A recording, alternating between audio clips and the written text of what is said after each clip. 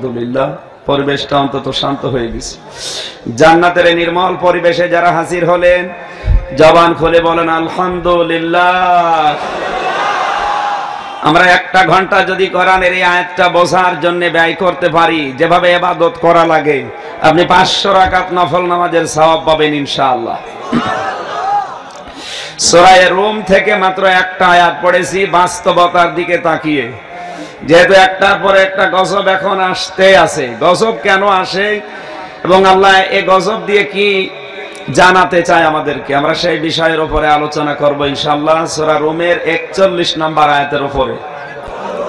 Rome, Rome মানে ঘর, Rome মানে রোমান সম্রাট, রোমান সৈন্য, রোমান দেশ।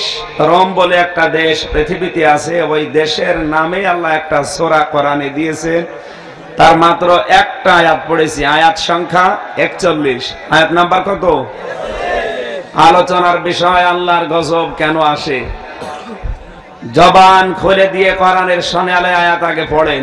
আউযু বিল্লাহি মিনাশ শাইতানির রাজিম, বিসমিল্লাহির রহমানির রহিম।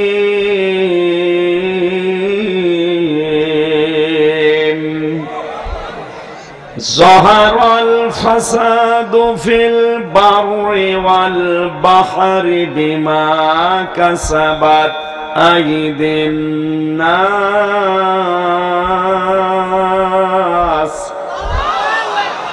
বিমা কাসাবাত আইদিন নাস লিয়ুযীকাহুম বা'দাল্লাযী আমিলু লাআল্লাহুম ইয়ারজিউন।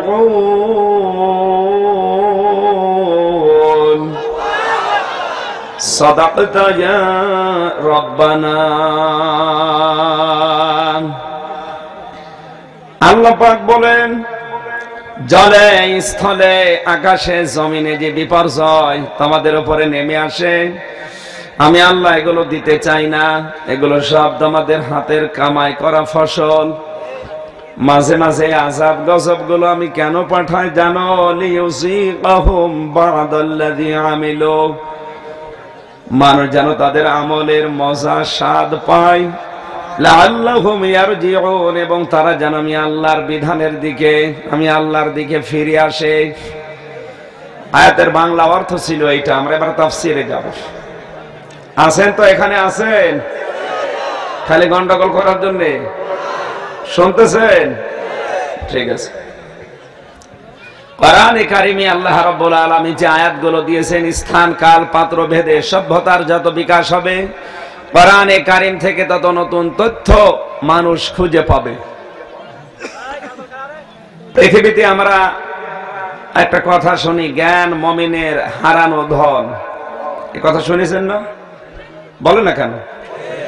এই মুমিন জ্ঞান হারিয়েছে কবে, কোথায় বলেন তো? মুমিন যে আপনি দাবি করলেন জ্ঞান মুমিনের হারানো ধন, এই জ্ঞান আপনি হারিয়েছেন কোথায়, কবে বলতে পারলেন না। এবার যারা জ্ঞানী মানুষ আছেন তারা বলেন। সূরা বাকারার ভেতরে আল্লাহ তাআলা জানিয়েছেন, ওয়া আল্লামা আদামাল আসমাআ কুল্লাহা ইলা আখির আয়াত। আদম নবীকে যেদিন আমি তৈরি করি, ওই দিন তার এই মেমোরির ভেতরে দুনিয়ার যত জ্ঞান, সব বিষয়গুলো আমি আল্লাহ এখানে মেমোরাইজ করে দিয়েছিলাম। এখানে সব কিছু সফটওয়্যারে তোলা আছে। হযরতে আদমের সন্তান যেহেতু আমরা যেহেতু মুমিন, আদম নবীও মুমিন বিশ্বাসী ছিলেন। এইজন্য কিয়ামত পর্যন্ত আদমের সন্তান যারা আসবে, ওই যে জ্ঞান আল্লাহ প্রথমে আমাদের মেমোরির ভেতরে ঢুকিয়েছেন।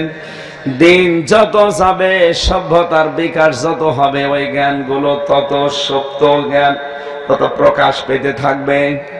যে যত চেষ্টা করবে, আল্লাহ তাকে ওই সত্য যে জ্ঞান আছে তত প্রকাশ করে দেবে তার কাছে। এজন্য জ্ঞান মুমিনের হারানো ধন আমরা হারিয়ে ফেলেছি। ও সেই বাবার শিক্ষার পর থেকে হারিয়ে ফেলেছিলাম। এখন আস্তে আস্তে যে যেখানে পাচ্ছি ওইটা আয়ত্ত করার, রপ্ত করার চেষ্টায় আছি। আল্লাহ যেন জ্ঞানকে আয়ত্ত করে ওর উপরে কাজ করার তৌফিক দান করেন। জোরে বলেন আমিন। হে নবী, আপনার কাছে দুনিয়ার মানুষগুলো যারা আসবে সমস্যার সমাধান নিয়ে, আমি বউ তালাক দিয়েছি, আমি স্ত্রীর শরীরে হাত দিয়েছি, আমার ছেলে মেয়েকে ফাঁকি দিয়েছি, বিনা কারণে একজনের উপরে জুলুম করেছি, এখন আমার এই সমস্যার সমাধান কি হবে? আজকে আসার সময় এক পুলিশ অফিসার কল দিচ্ছিল যে আমার যে টাকাগুলো সরকার মাসে মাসে কেটে নেয়, চাকরির পরে একবারে হয়তো 20 লাখ, 30 লাখ, 40 লাখ টাকা আমাকে দেবে, এখন এই টাকা নেওয়া আমার জন্য জায়েজ হবে কিনা? এরকম প্রশ্ন অনেকের আছে না? রাসূলুল্লাহকে সাল্লাল্লাহু আলাইহি সাল্লামকে আল্লাহ জানিয়েছেন, হে নবী, মানুষ যখন সমস্যার সমাধান করার জন্য আসবে, আপনি সমস্যার সমাধান দেবেন আমার কোরআনের তাফসীর করে। ও আহসানা তাফসীর না তাফসীর, তাফসীর খালি টান আছে। আপনি সুন্দর উত্তম ব্যাখ্যা দেবেন। এই যে পুলিশ অফিসারের এই উত্তম ব্যাখ্যা, এটা যেহেতু সে ইন্টারনেটে এখন লাইভ অনুষ্ঠানে দেখছে, তার বাড়ি নড়াইলে, আমি অফিসারকে সহ বলছি যারা এই সমস্ত প্রশ্নগুলো বিভিন্ন সময় দেন, আপনি জবাব পাওয়ার জন্য আজকে ইন্টারনেটের মাধ্যমে আমি জানাচ্ছি, সরকার যে টাকাগুলো এই 25 বছর, 30 বছর, 35 বছর চাকরি করার কারণে কেটে নেয়, হয়তো বেতন পান 30,000 টাকা, 2,000 টাকা করে প্রতি মাসে কেটে নেয়। কথা বুঝতেছেন? প্রতি মাসে যদি 2,000 টাকা কাটে, সরকার আরো 2,000 টাকা আপনাকে দেবে। প্রত্যেক প্রতিষ্ঠানের নিয়মই এইটা। আমি আকিস গ্রুপে চাকরি করি, 8 দিন হাসপাতালে, আমার যা বেতন 2,000 টাকা করে ওনারা কেটে নেয়। আর বছরে বছরে 14,000 টাকা করে গরিবদেরকে এই যে চক্ষু অপারেশন করার জন্য, চোখের ছানি অপারেশন করে, বিভিন্ন সময় চক্ষু শিবির করে, 8 দিন হাসপাতালের বিভিন্ন অঙ্গন দিয়ে। এই জন্য যত মানুষ ওখানে চাকরি করে, ওদের বেতনের 6 দিনের যা টাকা হয় এটা কেটে রেখে দেয়। আমার 14,000 টাকা এই মাসে কেটে নিয়েছে প্রত্যেকের। আমার ড্রাইভারের নিয়েছে 3,500। যে যার যতটুকু স্কেল আছে তার ওইভাবে কেটে নেয়। ওখানে যিনি এমডি আছে তার বেতন 3.5 লাখ টাকা, ওর কমপক্ষে কাটবে 1-1.5 লাখ। কথা বুঝতেছেন? তাহলে আমার যা, আমি নাম নাই বললাম, আমার 14,000 অলরেডি কেটে নিয়েছে। প্রতি মাসে মাসে কাটে 2,000, আর প্রতিষ্ঠান থেকে বা সরকারও যদি কাটে আরো 2,000 দেয়, 4,000 করে টাকা জমা হবে। এখন যার 10,000 কাটে, আরো 10,000 সরকার দেবে, 20,000 জমা হবে। 35 বছর চাকরি করলে যদি 30 লাখ টাকা জমা হয়, কত জবাব দেন? 30 লাখ টাকা জমা হলে ওই টাকা সরকার বসিয়ে রাখে না, উনি বিভিন্ন জায়গায়, সরকারের বিভিন্ন জায়গা আছে, ওগুলো আবার ব্যবহার করে, ওখান থেকে আরো লাভ হয়। আপনি 30 লক্ষ টাকা যদি জমা করতে পারেন এই 35 বছর চাকরি করে, আরো হয়তো 10 লাখ টাকা লাভ হবে। 40 লক্ষ টাকা যদি আপনাকে এই 35 বছর চাকরি করার পরে দেয়, আপনার নিজের আসল টাকা যেটা 30 লক্ষ, এটা আপনি রেখে দেবেন, বাকি 10 লাখ গরিবের ভেতরে, আত্মীয় স্বজনের ভেতরে সওয়াবের নিয়ত ছাড়া আপনি দিয়ে দেবেন। আশা করি যে পুলিশ অফিসারের প্রশ্নের জবাব চেয়েছিলেন, আপনার মাধ্যমে আরো যাদের মনে প্রশ্ন ছিল জবাব পেয়ে গেছেন। আপনাদেরও বিভিন্ন মানুষের মনে এরকম কি মারে, প্রশ্নের জবাব পেয়েছেন। সর্বোত্তম তাফসীর আকারে কথা বলা লাগবে আল্লাহর নির্দেশ। এটা কিয়ামত পর্যন্ত কোরআনে কারীম যেভাবে আছে এভাবে থাকবে, কোন পরিবর্তন রদবদল হবে? আসতে বলেন হবে না। তার প্রমাণ কি? এখানে এই যে কি মোরশেদ ভাই নেই? মোরশেদ ভাই আলেম মানুষ, এখানে হাফেজ মাওলানা আব্দুল্লাহ সাহেব আছে, এরপরে আরো যারা আলেম আছে, মাওলানা আশরাফ আলী সহ। আমি আপনাকে বলছি, আমি নিজেও কামেল পাস যখন করেছিলাম, অনার্স মাস্টার্স করার সময় দাওরা করেছিলাম, ওই সময় আমি লিখে পাস করেছি যে না শেখ, এই কথা বললেন কে? এই কথা বন্ধ করেন ভাই, এটা একটু তুলে নেবেন। এখানে যেহেতু সময় কম, তো আমরা 12টা পর্যন্ত আলোচনা করি, এরপরে করবো না। আপনি তুলে নেন, বাড়ি যেয়ে একটু তাফসীর গুলো দেখবেন। আমি নাম বলে দিচ্ছি, সহজ হবে। 10টায় উঠলে খুব ভালো হতো। এটা লাগবে না, বসেন, আপনি বসেন, দরকার আমি এটা খুলে ফেলছি।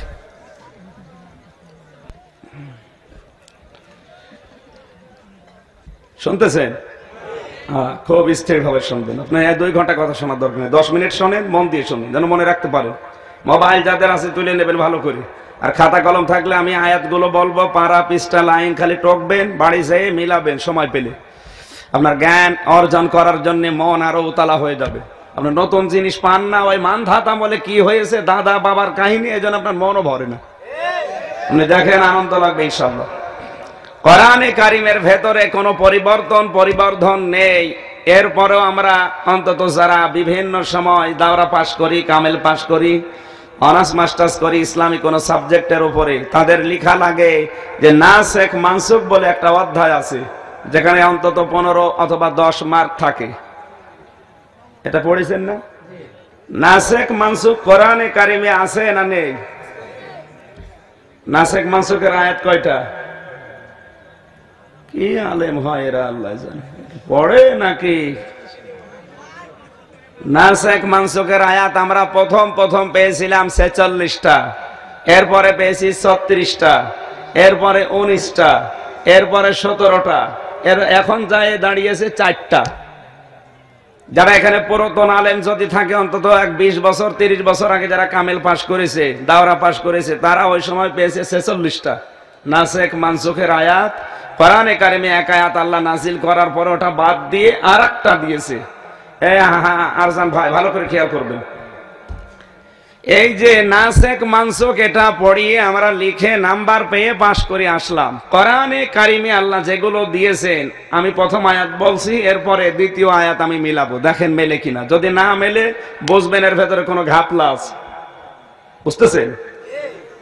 আল্লাহ পাক বলে না, তাম্মাত কালিমাতু রাব্বিকা সিদকাও ওয়া আদলা লা মুবাদদিলা লিকালিমাতিহি ওয়া হুয়াস সামিউল আলিম। সূরা আনআমের 115 নম্বর আয়াত লিখেছেন। সূরা আনআম 8 নম্বর পারা, প্রথম নাম্বার পৃষ্ঠার 10 নম্বর লাইনের 115 নম্বর আয়াত।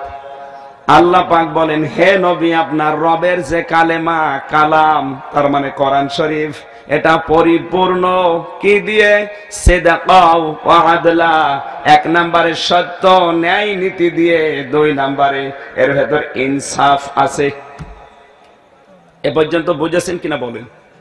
কোরআনের যত আয়াত আছে সব সত্য এবং ইনসাফ দিয়ে পরিপূর্ণ। কথা বলেন না কেন? দ্বিতীয় নম্বর, 3 নম্বরে লা মুবাদদিলা লিকালিমাতি, আপনার রবের যত কালেমায়ে কোরআনে আছে কিয়ামত পর্যন্ত এটা কোনোদিন রদ বদল, পরিবর্ধন, উল্টা পাল্টা হবে না। তাহলে কোরআনের যে বৈশিষ্ট্য আমরা পেলাম এখানে কয়টা? ছাত্রের মতো বলেন কয়টা? 1 নম্বরে সত্য, 2 নম্বরে ইনসাফ দিয়ে পরিপূর্ণ, 3 নম্বরে কোন পরিবর্ধন কিয়ামত পর্যন্ত হওয়ার সম্ভাবনা যদি হয় তাহলে এটা কোরআন না। কথা বলেন না কেন? যদি এই 3টার একটা উল্টা পাল্টা হয় এটা কোরআন না। এবার আমরা সত্য বাণী যেটা বুঝলাম, কোরআনে যা আছে সব সত্য কথা।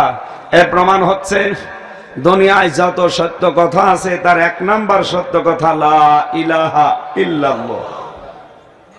এটা তো সত্য কথা। এর প্রমাণ কি?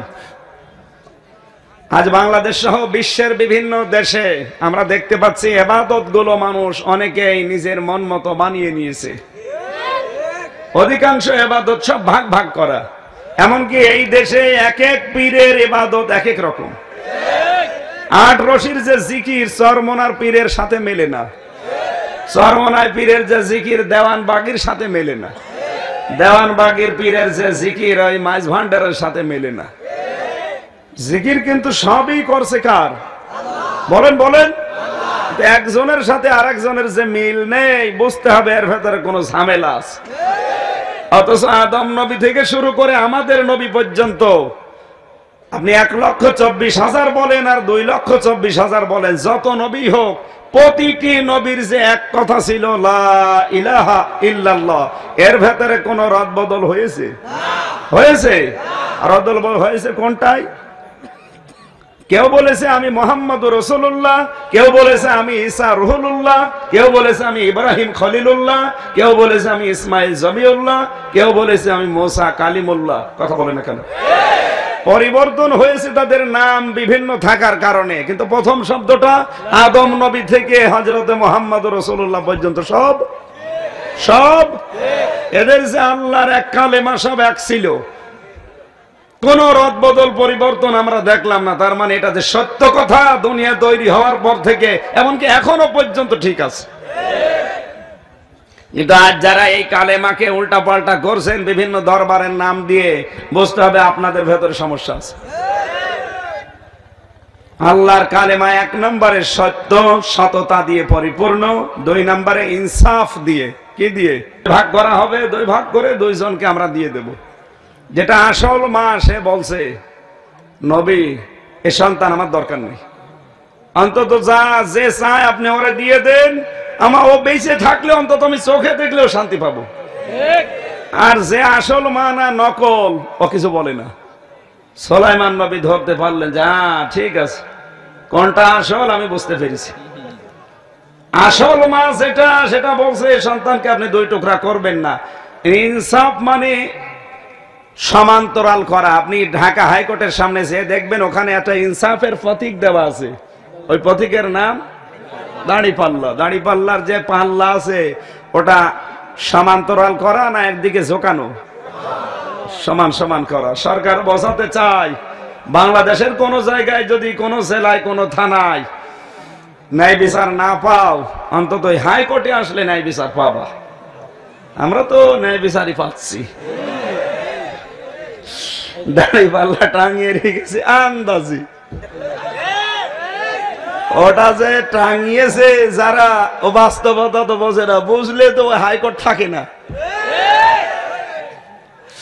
তাই আমরা অন্তত এখান থেকে যেটা নিতে চাই যে অন্তত দাঁড়িপাল্লার একদিকে ঝোঁকানো না, দুই দিকে সমান্তরাল করে জানাতে চেয়েছে যে এটা ইনসাফের একটা প্রতীক, এটা ন্যায় বিচার প্রত্যেক দিকেই সমান।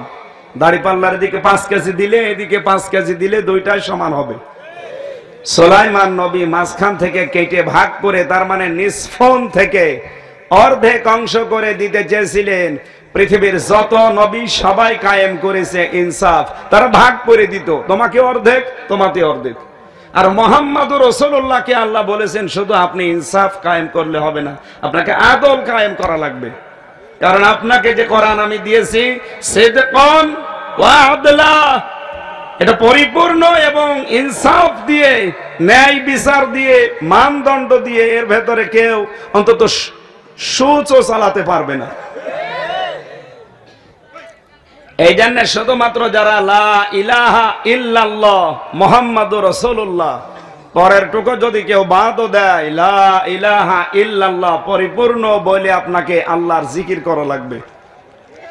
শুধু লাইলা লাইলা এটা জিকির নয়, শুধু ইল্লাল্লাহ ইল্লাল্লাহ এইটাও জিকির নয়, কারণ একটাও পরিপূর্ণ না। শুধু লাইলা লাইলাও পরিপূর্ণ না, শুধু ইল্লাল্লাহ ইল্লাল্লাহও পরিপূর্ণ না। আল্লাহ বলেন আমার কালেমা একদিকে পরিপূর্ণ, দুই নম্বরে এটা সত্য। ইল্লাল্লাহ ইল্লাল্লাহ এটা কোনো সত্য বাণী নয়, আল্লাহ ছাড়া কি লাইলা লাইলা কেউ নেই কেউ নেই কি, তার মানে এটা কোরআনের আয়াতের সাথে সাংঘর্ষিক, এটা জিকির হতে পারে না। কেউ যদি এই কোরআনের কোন আয়াত দিয়ে দলিল দিতে চায় তাহলে অথেন্টিক কোন হাদিসের পক্ষে যেটার সনদ এবং মতন ঠিক আছে। বাংলাদেশে বহু হাদিস এমন আকাশে বাতাসে ঘুরে বেড়াচ্ছে যার কোনো সনদও নেই মতনও নেই।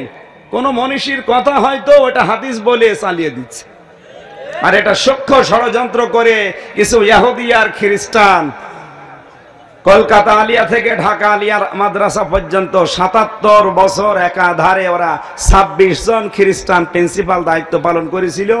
ওরা ওই সময় ষড়যন্ত্র করে আমাদের মনীষীদের নাম দিয়ে এরকম কিছু কথা হাদিসের নামে কোরআনের আয়াতের নামে চালিয়েছে।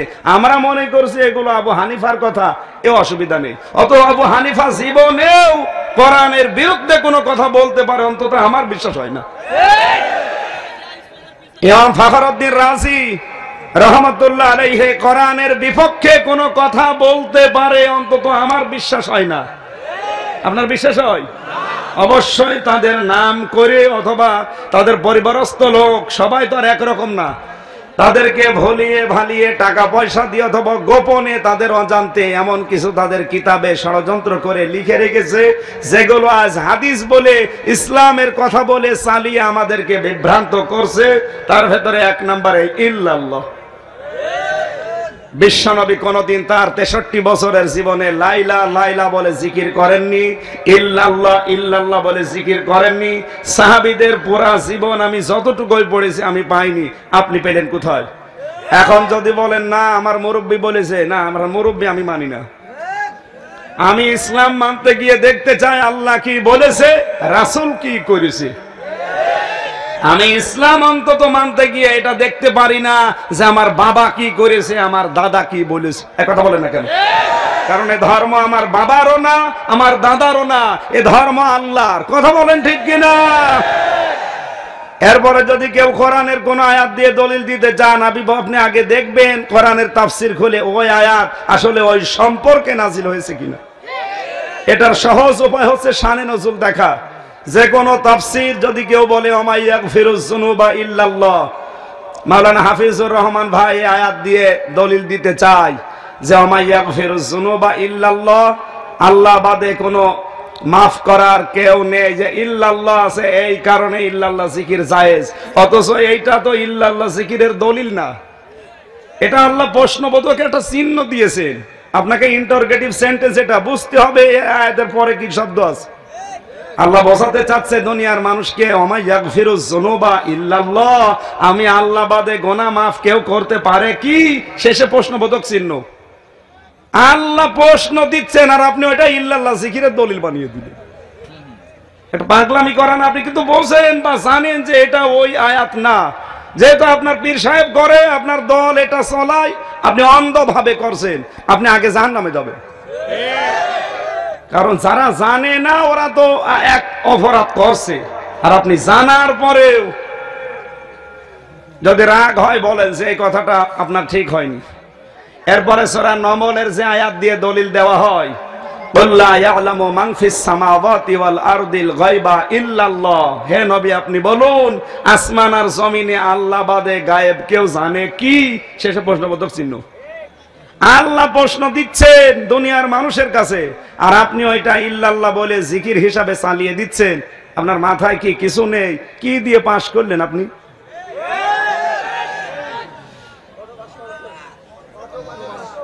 না, আমি কাউকে ইন্ডিকেট করে ছোট করার জন্য, খাটো করার জন্য, কাউকে অপমান করার জন্য না। আমি আমার ইমান থেকে বলছি, আসলে এই আয়াতগুলোর শান-নজুল যত তাফসীর আছে পৃথিবীতে অন্তত 42টার উপরে আমি নিজেই দেখেছি, একটাতেও পাইনি আপনি যেটা বলছেন ওটা আপনার মন গড়া অথবা কারো ধোকায় পড়ে বলছেন। এগুলো বলে নিজে তো এক পাপ করছেন, আর জাতিকে আপনি নিয়ে যাচ্ছেন কোন দিকে বলেন? এ মানুষগুলো যারা বসে আছে এরা তো আর ওইভাবে চিন্তা ভাবনা করে না। ও মনে করছে হুজুর বলছে, এ তো ফেরেশতার মতো হুজুর। লা ইলাহা ইল্লাল্লাহ। এটা একটা বললাম। এবার আমি দ্বিতীয় নম্বর যে প্রশ্নে যাবার জন্য এ পর্যন্ত এসেছিলাম, নাসেখ মানসুখ বলে কোরআনে কারিমে যদি 46টা আয়াত শেষ হয়ে যায়, এরপরে 36, এরপরে 19, এরপরে 17, এরপরে এখন 4টা, 1500 বছরের ভেতরেই পরিবর্তন হয়ে বাদ চলে গেছে কয়টা আয়াত?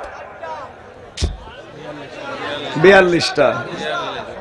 42টা অলরেডি বাদ হয়ে গেছে। আমি আলেমদেরকে বলছি এই 42টা বাদ দিল কে? আপনার বাবা, আপনার দাদা, আপনার ওই মুরব্বী। আর যদি দেয় ওই মুরব্বী, ওই বাবা দাদার কোনো ক্ষমতা আছে কোরআনের কোনো আয়াত বাদ দেওয়ার? বলেন বলেন।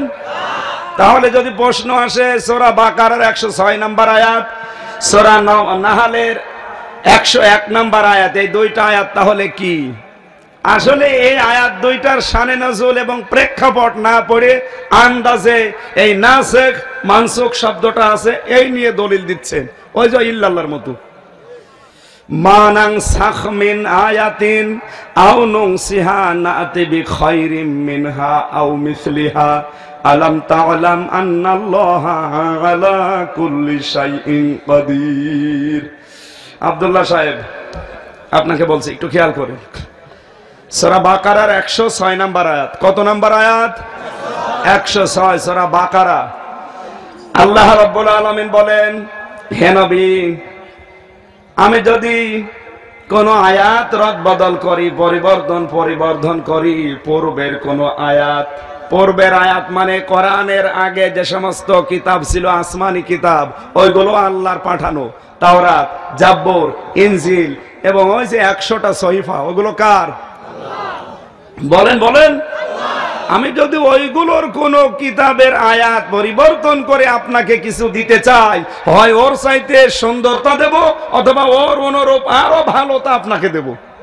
এটা কোরআনের কোন আয়াত নাজিল করার পরে ওইটা বাদ দিয়ে আরেকটা দেব, এরকম করলে একটা অপচয়ের শামিল হয়। কথা বলেননি? দ্বিতীয় নম্বর হচ্ছে সূরা নাহাল 14 নম্বর পারা 18 নম্বর পৃষ্ঠায় আছে। এই আয়াতটা 101 নম্বর আয়াত। ওয়াইদা বাদদালনা আয়াতাম মাকানা আয়াতিন, তারপরে কি? হুজুর হাফেজ না তুমি? আল্লাহু আ'লামু বিমা ইউনাজ্জিলু ক্বালু ইন্নামা আনতা মুফতার বাল আকসারুহুম লা ইয়ালামুন। কোরআনের আয়াত আমরা বললেও মনে হয় শস্যর ফুল দেখে চোখে, হাফেজ হয়ে বসে আছে। আল্লাহ পাক বলেন, আমি যদি কোনো আয়াত বাদ দিয়ে দেই বা পরিবর্তন করি, তাহলে ওই স্থানে নতুন কিছু নিয়ে আসলে ওর চাইতে সুন্দর জিনিস আমি আল্লাহ নাজিল করি। জোরে বলেন সুবহানাল্লাহ। এটা কোরআনের আয়াত বাদ দিয়ে আরেকটা আয়াত নাজিল করি না, এটা মেনে নিলে তাহলে অপচয়ের শামিল হয়। অপচয় কেন? কারণ এই 1500 বছর এই 46টা আয়াত ছিল না ছিল না? বলেন। এর দ্বারা কালি খরচ হয়েছে, কথা বলা লাগবে, কাগজ খরচ হয়েছে, যারা শ্রম দিয়েছে এর পেছনে শ্রমিক হিসাবে বিভিন্ন প্রিন্টিং মেশিনে তাদের শ্রম নষ্ট হয়েছে। বলেন বলেন বলেন। এই যে হাজার হাজার টাকার কালি, কাগজ, মানুষের শ্রম, বেতন, এগুলো সব নষ্ট। হঠাৎ করে এখন এই 1500 বছর পরে এসে বলছেন যে 42টা আয়াত রহিত হয়ে গেছে, চলে না, এখন এই 42টা বাদ দিয়ে। তাহলে ওই যে কাগজ, কালি, মানুষের শ্রম, এগুলো অপচয়ের শামিল কিনা বলেন? বলেন বলেন। আর আল্লাহ অপচয় করে না, তার প্রমাণ আল্লাহ কোরআনে দিয়েছেন। ওয়ালা তুবাজ্জির তাবযীরা, আমি আল্লাহ অপচয় করি না। ইন্নাল মুবাজ্জিরিনা কানু ইখওয়ানাশ শায়াতিন, তোমরা অপচয় করবে না, কারণ অপচয় যে করে শয়তানের ভাই। কি? আরো জোরে বলেন। কোরআনে যত গুনার কথা আছে, কোন গুনাহ শয়তানের ভাই আল্লাহ বলেননি। চুরি করা গুনার কাজ, জেনা করা গুনার কাজ, বেপরদায় চলা গুনার কাজ, মানুষ হত্যা করা গুনার কাজ, সুদ খাওয়া, বলেন না কেন, ঘুষ খাওয়া কি গুনাহ? কবিরা। বলেন বলেন। এত বড় বড় গুনার কথা বলার পরেও পুরা কোরআনে আপনি দেখবেন কোন জায়গায় নেই যে এই গুনাহগুলো করলে মানুষ শয়তানের ভাই হয়ে যায়। না, শুধুমাত্র যারা অপচয় করে এদেরকে আল্লাহ বলেন এরা অপচয়কারী, শয়তানের ভাই। আপনি টের পাচ্ছেন কি বললেন আল্লাহ? তার মানে মানুষ হত্যা করার চাইতেও খারাপ কাজ অপচয় করা, জেনা করার চাইতেও আল্লাহর কাছে খারাপ কাজ অপচয় করা। অপচয় কি? আমি একটা উদাহরণ দিই। এই যে টিস্যু পেপার এখানে দিয়ে রেখেছেন, আমার একটা অন্তত পেপার হলেই হয়ে যায়, মুখটা মুছে আমি পরিষ্কার হলাম। এখন যদি ডাটের বা পোস স্টাইলের জন্য আমি 4-5টা নিয়ে ফেলে দিলাম, এটা কি? বলেন বলেন। এরকম অপচয় এখনো অনেক আলেম পর্যন্ত করছে।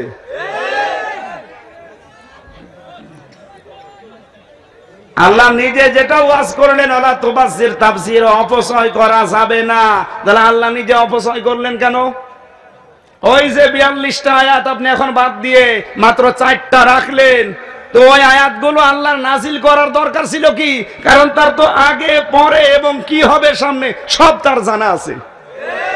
তিনি কেন ওই আয়াতগুলো দিয়ে ওই যে গ্রাম অঞ্চলের মানুষের মতো কিছু করে ফেলে বলে থুক্কু, থুক্কু বলে না, থক্কু ভুল হয়ে গেছে, আবার আমি শুরু করলাম। আল্লাহ কি ওই রকম থক্কু নাকি?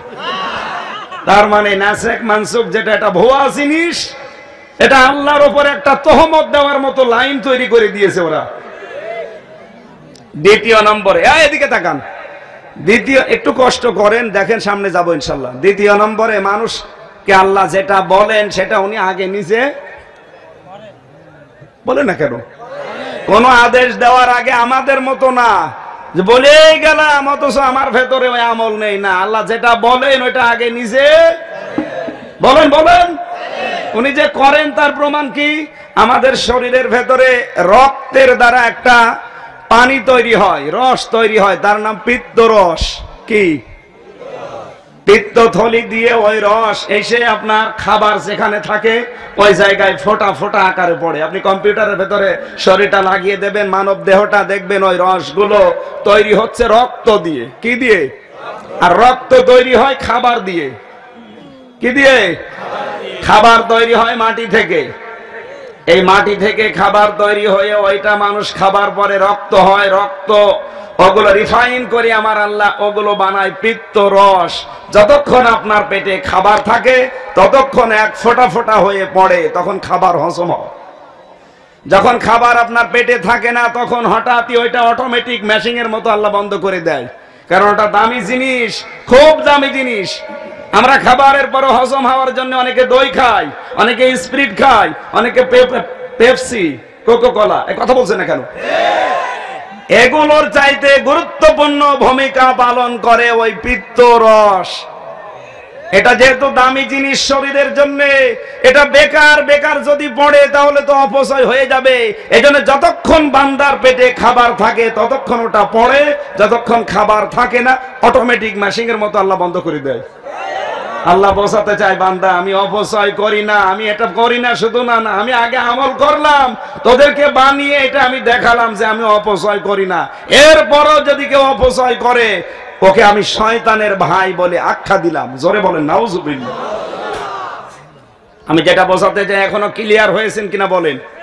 নাসেখ মানসুখ বলে যেগুলো পড়ানো হচ্ছে এই সিলেবাসের ভেতরে, এগুলো দিয়েছে তাহলে ওই ৭৭ বছর ওই ২৬ জন খ্রিস্টান প্রিন্সিপালরা যারা আমাদের সিলেবাসের ভেতরে লাগিয়ে দিয়েছে। কোরআনে কোন আয়াত আল্লাহ দেওয়ার পরে ২ বছর ৫ বছর ১০ বছর পরে এটা আর চলছে না, বাদ দিয়ে নতুন করে দিলাম, তারা আল্লাহর কি ভবিষ্যতের কোনো জ্ঞান নেই? বলেন বলেন। ওরা আল্লাহর উপরে কোন তহমত লাগিয়েছে চিন্তা করেন। ও জানাতে যায় যে মুসলমানদের আল্লাহরও কোনো জ্ঞান ভবিষ্যতের নেই, এজন্য আয়াত দিয়ে আয়াত আবার বাদ দিয়ে আবার নতুন করে দিয়েছে। এটা সই ঢোকানোর, চুল ঢোকানোর একটা সম্ভাবনা নেই। অথচ নাসেখ মানসুখ আমরা এগুলো পড়ছি, লিখছি, নাম্বারও পাচ্ছি।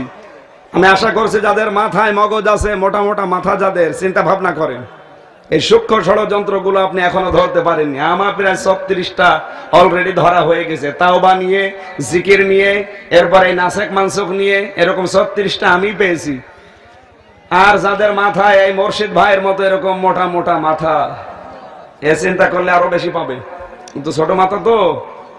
একথা বলছে না কেন? বলছে ঠিক, মাথা মোটা হলে হয় সব না। তারপরও চিন্তা করবেন, আপনাদের আশা করছি চিন্তার দুয়ার খুলবে।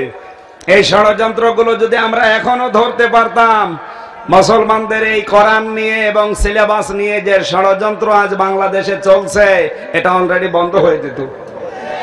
এখান থেকে আর একটা কথা মনে এসেছে, এই জন্য বলছি, আজ যারা বিভিন্ন মাদ্রাসা, স্কুল, হাই স্কুল, হাফেজি, কওমি, এই সমস্ত মাদ্রাসাতে ছাত্রদেরকে পিটাচ্ছেন, এটা এখনই বন্ধ করেন। শিশুদের গায়ে হাত দেওয়া জায়েজ নেই। হযরতে আনাস বলেন, আমি 10 বছর নবীর বাড়িতে খাদেম ছিলাম, কোনদিন নবীজি আমাকে ধমক দিয়ে তাই কথা বলেননি। আর আপনি কপ উচ্চারণ হয় না এজন্য পিটান, আপনি মানুষ। আবার নাম নিয়েছে উনি শিক্ষক, কিসের শিক্ষক? এটা জানোয়ার। হাফেজি মাদ্রাসা বলেন, কওমি বলেন, এমনকি প্রাইমারি স্কুল সহ হাই স্কুল সহ যেখানে ছাত্রদেরকে ভাবে পশুর মতো পিটানো হয়, এই জায়গাগুলোতে কমিটির উচিত এমনকি সরকারি ভাবে সিসি ক্যামেরা বসিয়ে দেওয়া। এই শয়তান মার্কা মানুষগুলোকে টাইট করা এই সিসি ক্যামেরা ছাড়া সম্ভব না। যদি এরকম কিছু পান, আর বাকি আর একটা কাজ আছে, আমি ওইটা নাই বললাম, যারা করছেন যদি প্রমাণ হয় যে বিনা কারণে আপনি পিটিয়েছেন, পড়াশোনা করার কারণে না, ও না পড়তে চায়, 1 দিন 2 দিন 3 দিন ছাড় দেন। আমি নিজে ওই প্রথম বয়সে মার খেয়েছি। আমি প্রথমে 5 পাস করে আমার বাবা যখন আমার চাচা নিয়ে গিয়েছিল মাদ্রাসায়, আমার ভর্তি করার পরে কারি সাহেব পড়াচ্ছে আলিফ বা তা সা কফ পর্যন্ত গেছে। কফ আর কাফ 2টা অক্ষর না? কাফ তো সহজে উচ্চারণ হয়, কিন্তু কফটা কঠিন। এটা ধাক্কা মেরে কলকলার হরফ সহজ না, খুব কঠিন এটা। কফ আমার উচ্চারণ 2 বার 3 বার হয়নি, যখন এমন পিটানো পিটিয়েছে, বাড়িতে এসে আমার মা বলছে তোর আর মাদ্রাসায় পড়ার দরকার নেই। মানে উনি আমারে পিটাচ্ছিল আর আমি গণনা করছিলাম, শেষে দেখলাম 22টা পর্যন্ত উনি মেরেছে আমার এই হাতের উপর। জোরে বলেন নাউজুবিল্লাহ। আপনার 1 দিন 2 দিন 5 দিন 10 দিন না হোক, আপনি আমার মারবেন কোন কারণে? তখন আমার বয়সই কয় বছর? 8-9 বছর বয়স। আপনি এই বয়সে আমাকে এভাবে পিটালেন। যদি আমার মা ওই সময় বাবা জোর করে বলতো না আর দেবই না, তাহলে আমাকে অন্তত এই দিনের লাইনে আপনি আর পেতেন না। আমি ওই ডাইল মাইল খেয়ে বেড়াতাম। কথা বলেন না কেন?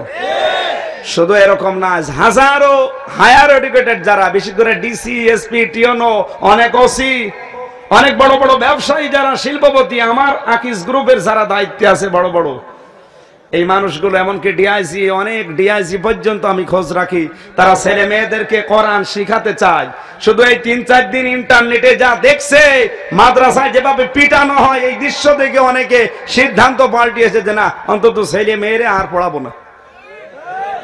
আপনার এই নিষ্ঠুর আচরণের কারণে যারা কোরআন থেকে ছেলে মেয়েদেরকে না পড়িয়ে জেনারেল লাইনে দিচ্ছে, ও কিন্তু আস্তে আস্তে ঐশী তৈরি হবে। বলেন বলেন। বিভিন্ন মাদ্রাসা স্কুলে যারা দায়িত্বে আছেন, যদি এরকম কোন শিক্ষক সিসি ক্যামেরার মাধ্যমে ধরা পড়ে, ওরে শাস্তির আওতায় আনবেন, চাকরি তো খাবেনি। ও যেই কয়টা পিটিয়েছে ওর 3 ডবল ওরে পিটাবেন, তাও কাপড় খুলে।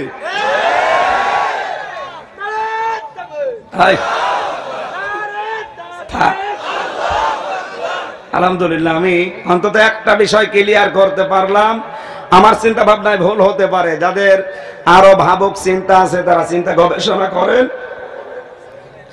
এই নাসেক মানসুখ দিয়ে আল্লাহর উপর একটা তহমত দেওয়ার, বাতিল এবং নাস্তিক মোরতাদ যারা ইসলাম নিয়ে ষড়যন্ত্র করছে, যাদের চুলকানি, ওরা আঙ্গুল তোড়ার একটা সাহস পাচ্ছে। নাসেক মানসুখ বলে কোরআনে কিছু নেই, এগুলো সব বানানো। আপনি এই 2টা আয়াত কোরআনের জন্য, এটা পূর্বের আয়াতের জন্য। এই যে আমার কাছে কোরআন আছে, এটা আধুনিক, ওই 1200 বছর আগের লিখা না, এটা 1 মাস আগে লিখা। আধুনিক বিজ্ঞানের সাথে বাস্তবতার সাথে মিলিয়ে লিখেছে। আমি যেভাবে বললাম এভাবে বললে আপনি আর সই প্রবেশ করানোর জায়গা পাবেন না। যে আগের আয়াতগুলো তো এমনিতেই আল্লাহ আগের তাওরাত, জবর, ইনজিল ওগুলো বাতিল ঘোষণা করেনি? বলেন না কেন? এখন তাওরাত মানলে জান্নাত পাবেন, ইনজিল মানলে পাবেন। সুতরাং ওগুলো তো এমনি রিজেক্ট হয়ে গেছে, বাতিল। কিন্তু বিশ্বাস করা লাগবে আল্লাহ ওগুলো নাযিল করেছিলেন। আল্লাহ বলেন আমি পূর্বের কিতাবের কোন বিধান যদি বাতিল করি, রহিত করে দেই, ওর চাইতে সুন্দর বিধান আপনাকে আমি আল্লাহ জানিয়ে দেই বা দান করি। এইটাকে আপনি নাসেক মানসুখ মানিয়ে শুধু আয়াত বাদ দিতে আছেন, এটা ঠিক না। কারণ কোরআনে কারিমে কিয়ামত পর্যন্ত কোনো পরিবর্তন নেই। লা মুবাদদিলা লিকালিমাতিহি বা মুবাদদিলা লিকালিমাতিল্লাহ, 2টাই আছে কোরআনে। যদি পরিবর্তনই হয় তো এটা কোরআন থাকে? আলহামদুলিল্লাহ, যে কোরআনের কোনো পরিবর্তন নেই, পরিবর্ধন নেই, কোন রদ বদল নেই। বিশ্ব নবীকে পর্যন্ত আল্লাহ সতর্ক বাণী শুনিয়েছেন, ওয়ালাউ তাকাওয়ালা আলাইনা বাদাল আকাবিল লা আখাযনা মিনহু বিল ইয়ামিন সুম্মা লাকাতানা মিনহুল ওয়াতিন ফামা মিনকুম মিন আহাদিন আনহু হাজিজিন। জোরে বলেন আল্লাহু আকবার। আলেমকে বলছি, এতদিন পর্যন্ত যারা পড়েছেন যে কোরআনে কারিমের ভেতরে যদি নবীজি কোনো কথা বানিয়ে বলতেন, তাহলে আল্লাহ পাক নবীর ডান হাত চেপে ধরে কণ্ঠনালী কেটে ফেলে দিতেন, এটা পড়েছেন না? এই মোরশেদ ভাই কই পড়েছেন? আমি যা বললাম এটা ঠিক আছে না ঠিক নেই? এটা ঠিক নেই কেন বলেন তো? লা আখাযনা, অবশ্যই আমরা ধরতাম। এখানে আমরা মানে কে? সবাই বলেন। মিনহু, মিন মানে হতে, বি মানে দ্বারা, দিয়ে, কর্তৃক, ইয়ামিন মানে ডান হাত। আল্লাহ পাক বলেন অবশ্যই আমরা ডান হাত দিয়ে ধরতাম। ধরতো কে? সবাই বলেন। আল্লাহ তার ডান হাত দিয়ে ধরতেন। নবীজির ডান হাত আল্লাহ ধরতেন না, এ কথা ঠিক না। যারা এতদিন পড়েছেন এটা ভুল। আল্লাহ নিজে তার ডান হাত দিয়ে নবীজিকে ধরতেন। আর আমরা জানি ডান হাত দিয়ে কিছু ধরলে মানুষ শক্ত করে ধরে। কথা বলে না কেন? কোন গুরুত্বপূর্ণ জিনিস ধরতে হলে বাম হাত দিয়ে ধরে না ডান হাত? আল্লাহ ধরতেন ডান হাত দিয়ে না বাম হাত দিয়ে? ডান হাত দিয়ে। তোমরা শক্ত করে ধরতেন। কোরআন যে কত অথেন্টিক এই মিনহু বিল ইয়ামিন দ্বারাই বোঝা যাচ্ছে। মিনহু বিশ শিমাল আল্লাহ দেয়নি। অবশ্যই আমরা আমাদের ডান হাত দিয়ে নবীজিকে চেপে ধরতাম আর তার কণ্ঠনালী যেটা দিয়ে কথা বলে কেটে ফেলতাম। কেউ ছিলে না আমার এই কাজে আমাকে বাধা দেওয়ার। সুবহানাল্লাহ বলতে পারেন নাই? তাহলে কোরআন কত অথেন্টিক, এর ভেতরে কোনো বানানো কথা আছে? এমনকি নবীজির কথাও। অথচ আজ কোরআনের নামে অনেকে হাদিস কোরআন বলে চালিয়ে দিচ্ছে। কত মানুষ দেশে ফতোয়া দিচ্ছে লাকুম দীনুকুম ওয়ালিয়া দীন, রাহুল বুখারী। কথা বলে না কেন? একটু একটু ভাবা যায় না? সে যেই হোক, নবীজি পর্যন্ত কোরআনে কোন কথা যদি নিজের কথা আল্লাহর বলে চালিয়ে দিতেন, আল্লাহ তাকেও ছেড়ে কি কেটে দিতেন? কণ্ঠনালী। জোরে বলেন কি? যে জীবনে যেন আর কথাই বলতে না পারে। অথচ আজ অনেকেই কোরআনের আয়াতের নামে হাদিসকে কোরআন বলে চালাচ্ছে। তাদের কি কেটে ফেলা দরকার আপনি এবার বলেন? কণ্ঠনালী না, ওদেরকে অন্তত চূর্ণ বিচূর্ণ করা দরকার। আল্লাহ রাব্বুল আলামিনের কোরআন এইভাবে আমরা পরিচয় পেলাম যে কিয়ামত পর্যন্ত এর ভেতরে কোনো রদ বদল, পরিবর্ধন নেই। জোরে বলেন আল্লাহু আকবার। আল্লাহ পাক সূরা রুমের এই 41 নম্বর আয়াতে আমাদেরকে সতর্ক করছেন, জলে স্থলে যে বিপদ আপদ গুলো দেখতে পাচ্ছ, মাঝে মাঝে ঝড়, সাইক্লোন, ঘূর্ণিঝড়, এই যে তুফান আসে, আইলা, সিডর, টর্নেডো, আর এখন সবচাইতে বড় বিপদ যেটা চলছে করোনা। কি এগুলো কেন দিয়েছি জানো? সব তোমাদের এই দুই হাতের কামাই করা আইদিন নাস। মানুষ যখন পাপ করে, পাপ থেকে আমি আল্লাহ শাস্তি দিয়ে মিস কল দেয়।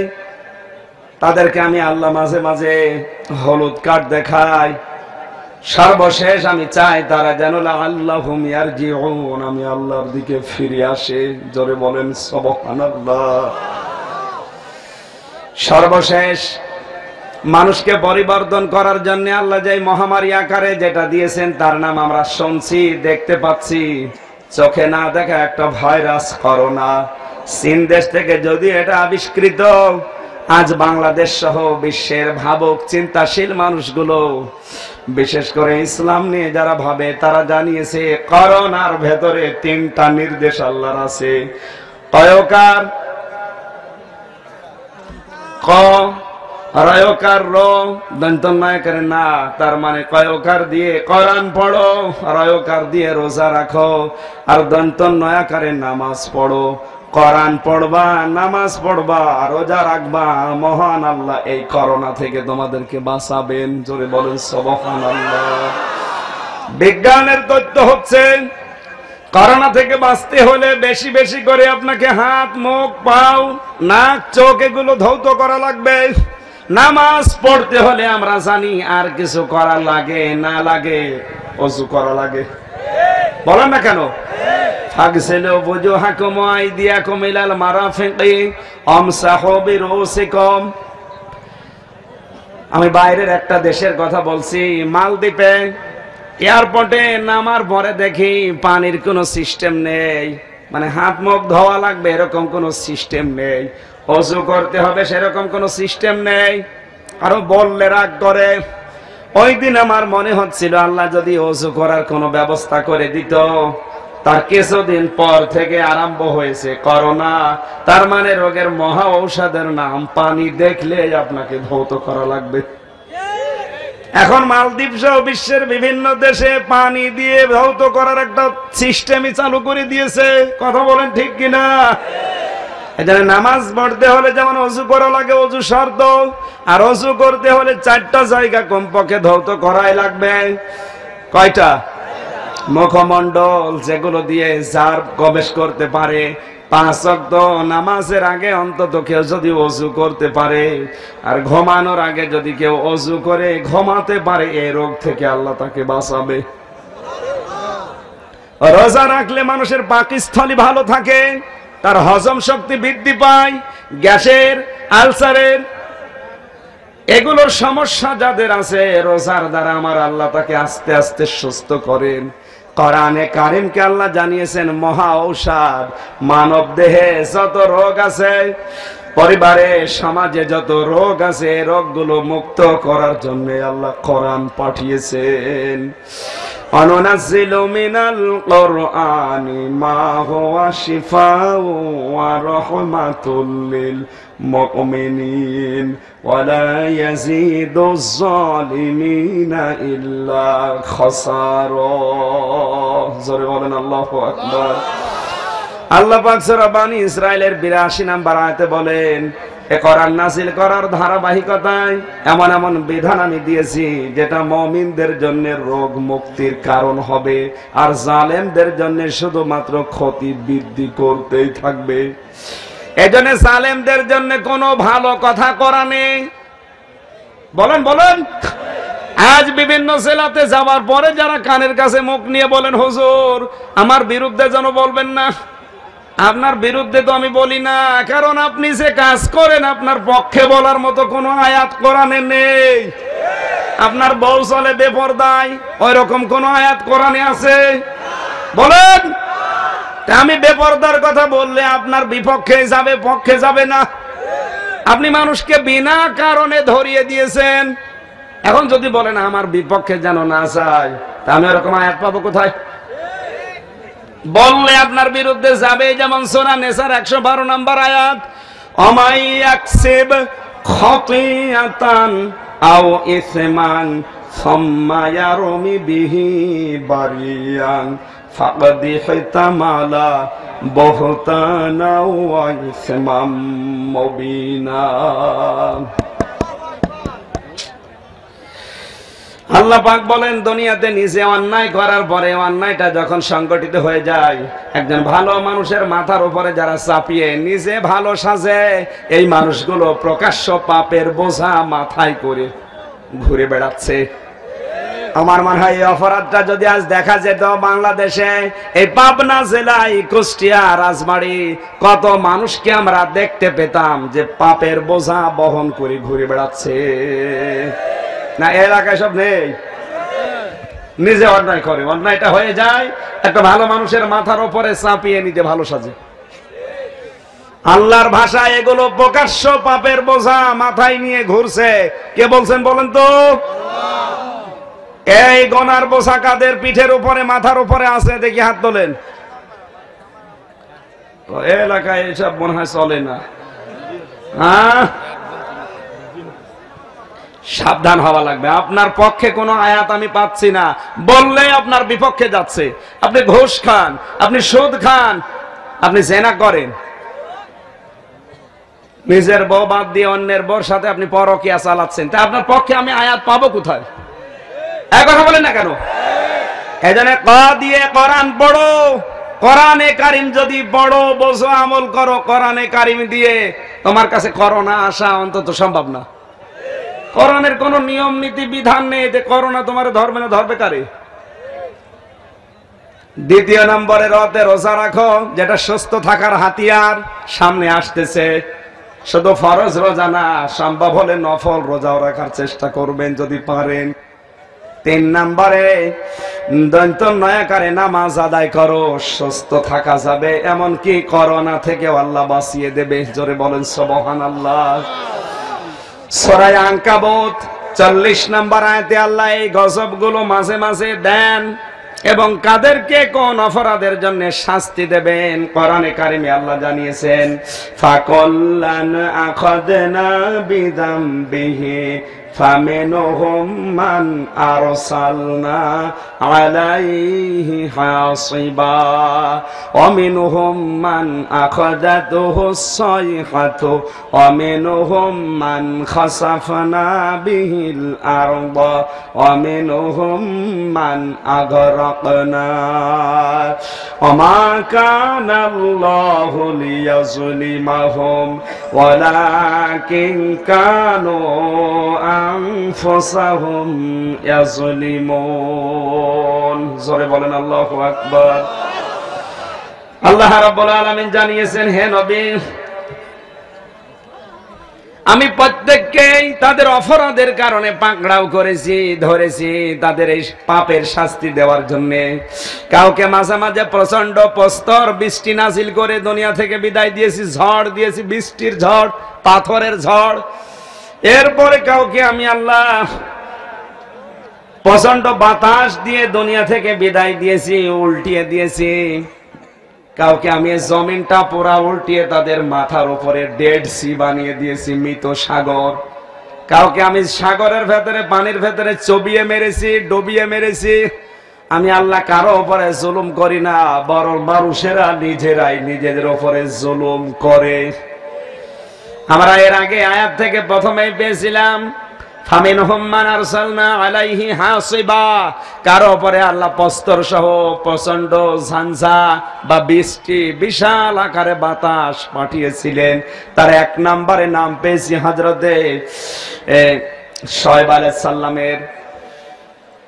মিশর দেশে মাদায়েন শহরের আইকা নামক এলাকায় হযরতে শুআয়ব আলাইহিস সালাম বাস করতেন। তার এলাকায় তার উম্মতদের ভেতরে একটা গনার প্রচলন ছিল, যে গনার কারণে আল্লাহ তাদেরকে বাতাস দিয়ে ধ্বংস করে দিয়েছিলেন। এই উম্মতের ভেতরে যে গনাটা ছিল সেটা হচ্ছে মাপে কম দেওয়া। কি দেওয়া? বলেন বলেন। হযরতে শুআয়ব নবী আলাইহিস সালাম, মুসা আলাইহিস সালামের শ্বশুর, তিনি আইকা নামক শহরের লোকদেরকে বললেন, আমার উম্মতেরা, তোমরা যে মাপে কম বেশি দাও এটা বন্ধ করো। এই মাপে কম বেশি দেওয়ার কারণে 3 দিনের ভেতরে আল্লাহ তোমাদের উপরে গজব নাজিল করবে। উম্মতেরা জবাব দিচ্ছে, কি বলেন আপনি? আমরা আয়ের দ্বারা একটু টাকা পয়সা ইনকাম করার চেষ্টা চালাই, আর আপনি আমাদের এই ব্যবসা বন্ধ করে দিতে চান। রব্বুল আলামিন বলেন, ওয়াইলুল লিল মুতাফফিফিন আল্লাযীনা ইযা ইক্তালু আলান নাসি ইস্তাওফুন। ধ্বংস হয়ে যাক ওই মানুষগুলো, ওই দোকানদারগুলো, ওই ব্যবসায়ীগুলো, ওই শিক্ষকগুলো, ওই রাজনীতিবিদগুলো, ওই ডাক্তারগুলো, যারা নেওয়ার সময় ঠিক মতো নেয়, দেওয়ার সময় মানুষকে কম দেয়। এখানে শুধু দোকানদারদের জন্য আল্লাহ আয়াত নাযিল করেননি। যারা শিক্ষক, সারা জীবন জ্ঞানের বিভিন্ন শাখা থেকে, বিভিন্ন জায়গা থেকে জ্ঞান অর্জন করে, কিন্তু দেওয়ার সময় ছাত্রদেরকে আর সঠিকভাবে ওই জ্ঞানটা ক্লাসে দিতে চায় না। তখন বলে প্রাইভেট পড়া লাগবে, নাই কোচিং করা লাগবে। এই কথা বলে না কেন? আপনি তো নেওয়ার সময় ঠিক মতো সারা জীবন জ্ঞানগুলো নিলেন বিভিন্ন জায়গা থেকে, দেওয়ার সময় এখন সঠিকভাবে আর বিলোপন করেন না, এগুলো আর অ্যাডভার্টাইজ করতে পারেন না, তখন একটা স্বার্থ জুড়ে দেন। আপনি ওয়াইলুল লিল মুতাফফিফিনের ভেতরে শামিল। মাঝে মাঝে যে বিপদ আপদগুলো আসে এর জন্য আপনিও দায়ী। রাজনৈতিক যে নেতা নেত্রীগুলো ভোটে দাঁড়ানোর আগে কত ওয়াদা দেয়, একটা রাস্তাও কাঁচা থাকবে না। ঠিক ভোটে পাস করার পরে বাজেটও হয়। 1 কোটি টাকা যদি একটা রাস্তার জন্য বাজেট হয়, ওই বাজেট বের করে নিয়ে আসতে 50,000 টাকা আল্লাহর ওলিরা খেয়ে ফেলে। বাকি 50,000-এর ভেতরে 20 লাখ যায় বিভিন্ন জায়গায়, নল যারা দেখায়। কথা বলছেন এখানে? যেখানে 1 কোটি টাকার কাজ হলে রাস্তা টিকত, 30 লাখ টাকার কাজে এখন রাস্তা ব্রিজ কালভার্ট টিকবে কি করে? শেষ পর্যন্ত ওরাও কায়দা করে রডের বদলে বাঁশ দেয়। জিজ্ঞাসা করেছিলাম একজনকে, আপনারা বাঁশ দেন, ধরা পড়েন, এরপরও লজ্জা নেই আপনাদের? লজ্জা হবে কি করে? 1 কোটি টাকার বাজেট, ওটা আমাদের হাত পর্যন্ত এসে কাজে লাগাতে মাত্র 30 লাখ টাকা টেকে। আমরা রডের দাম অত করতে পারি না, বাধ্য হয়ে রড বাঁধ দিয়ে চিকন চিকন বাঁশ দিয়ে দেয়। এই যে নেওয়ার সময় তো ঠিক মতোই নিয়েছিলেন, এই যে দেওয়ার সময় যাদের মাধ্যমে কম দেওয়া হলো, এখানে সচিব দায়ী, মন্ত্রী দায়ী, আমলা দায়ী, এ কথা বলছে না কেন? এরপরে চেয়ারম্যান দায়ী, উপজেলা চেয়ারম্যান দায়ী, মেয়র দায়ী, যারা যারা এর সাথে জড়িত আছে সবগুলো আল্লাহর লানতের ভেতরে পড়ে গেছে। এদেশে যদি গজব আসে ওদের কারণে আসবে। হযরতে শুআয়ব নবী আলাইহিস সালামের জামানায় গজব আসার 1 নাম্বার কারণ ছিল তারা ওজনে কম বেশি করত, নেওয়ার সময় বেশি নিত, দেওয়ার সময় কম দিত। তাদের মাপ যন্ত্রের নিচে এমন এমন কায়দা কৌশল করা লাগতো, আমাদের অনেকের বাটখারার নিচে দেখবেন কি যেন দেওয়া আছে। কথা বলছেন, সীসা দেয়, কেউ চম্বক দেয়, কেউ গুটি মার্বেলের ভেতরে দিয়ে আতা দিয়ে এইটে রাখে। যারা বলেন সুবহানাল্লাহ। ফামিনহুম মান আরসালনা আলাইহি হাসিবা, তাদের জন্য প্রস্তর সহ প্রচন্ড ঝঞ্ঝা বাতাস আমি আল্লাহ নাজিল করি। গতকাল ঢাকাতে যেভাবে বাতাস ঝড়ো হাওয়া উঠেছিল, ওর মাত্রা যদি আল্লাহ আরো বাড়িয়ে দিতেন, আমি অনেক জায়গায় দেখলাম বিভিন্ন খাম্বা, বিভিন্ন লাইট গুলো খসে খসে পড়ে আছে। কাল মাহফিল ঢাকা শহরে ছিল, আমি দেখতে পেয়েছি কালকে। যদি একটু মাত্রা বেড়ে যেত,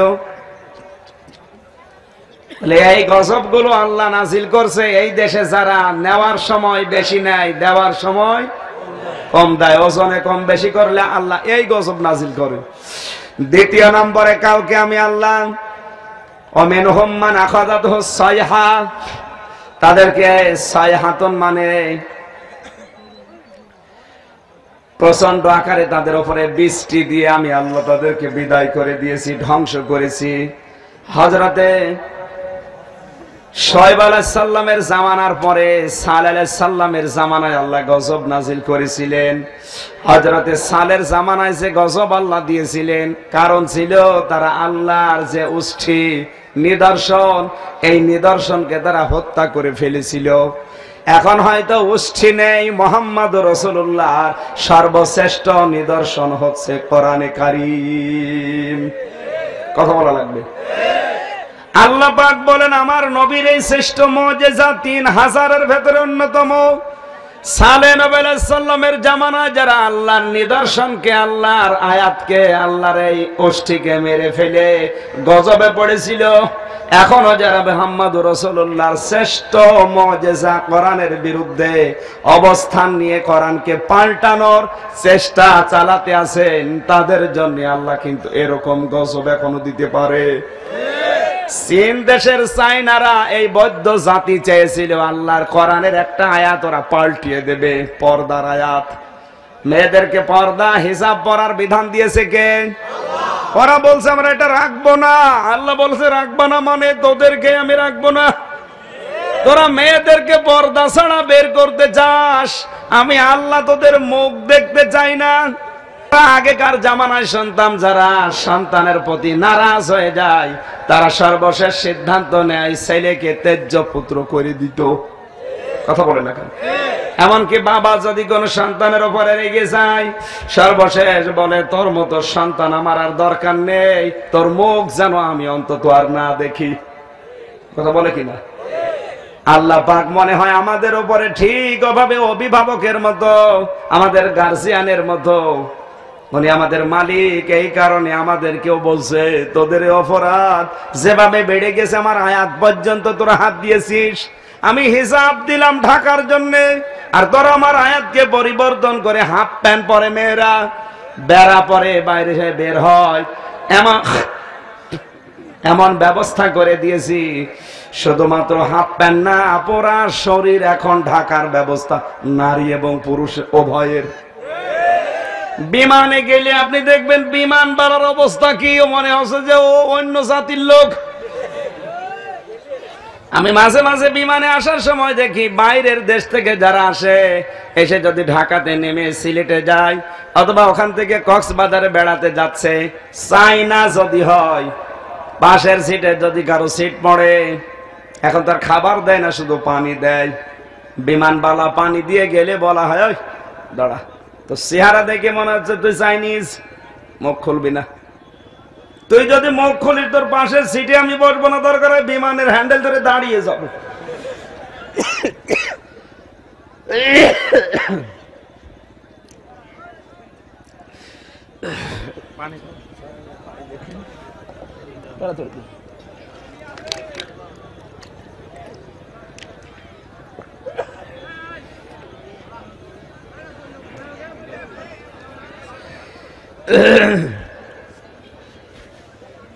একটু জিকির করে সুবহানাল্লাহ।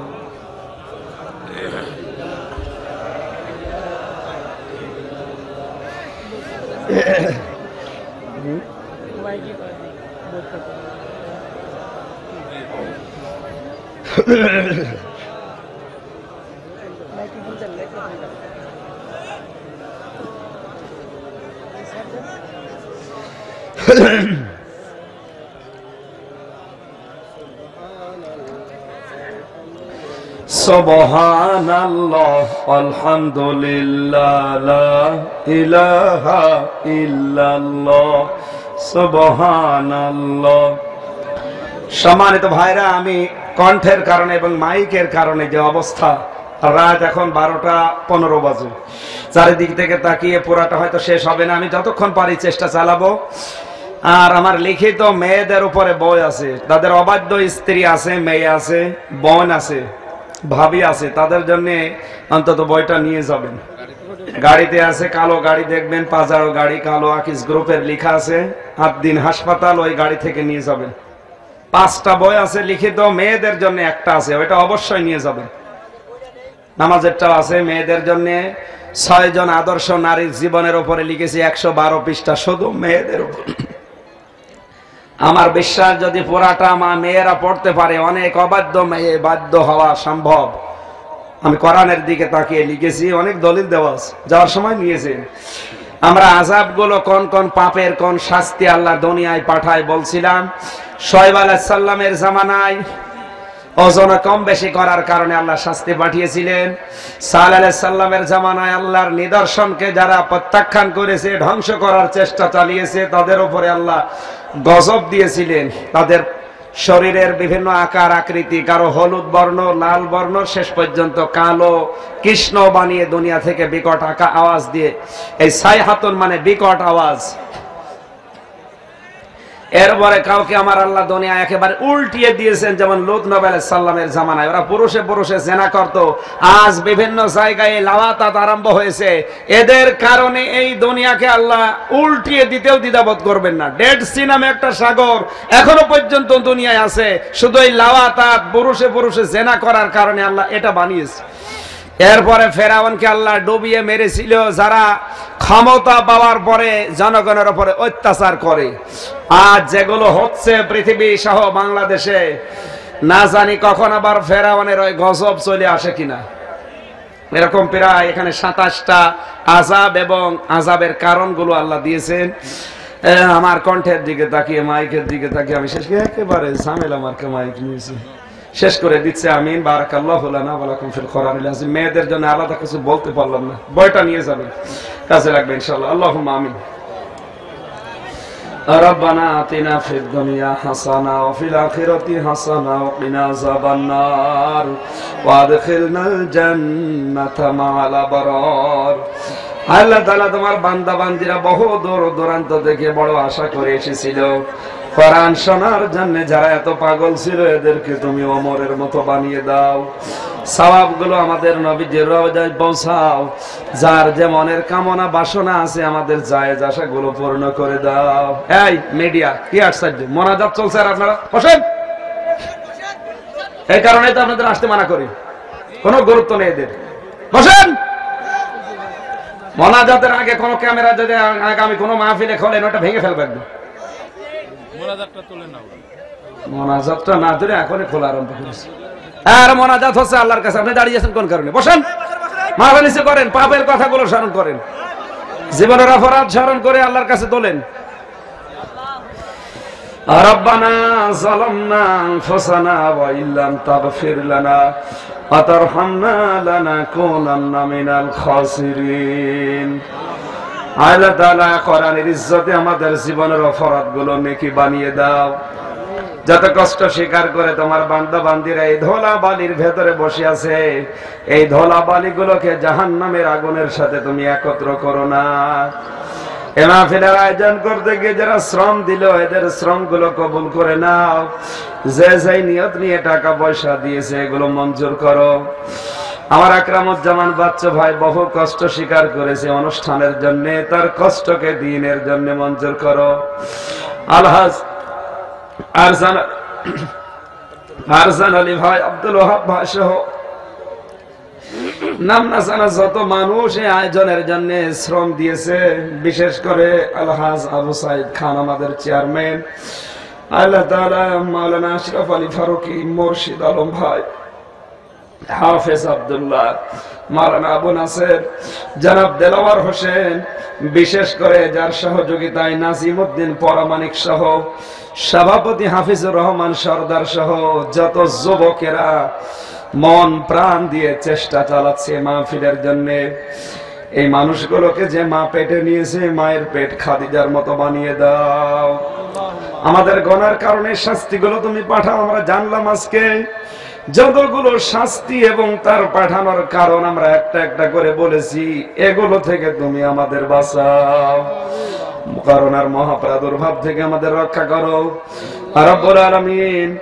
আমার ড্রাইভার দেলাওয়ার, তার সন্তান অসুস্থ, সে নিজে অসুস্থ, দোয়া চেয়েছে, তাদের শেফায়ে কামেলা জেলা দান করো।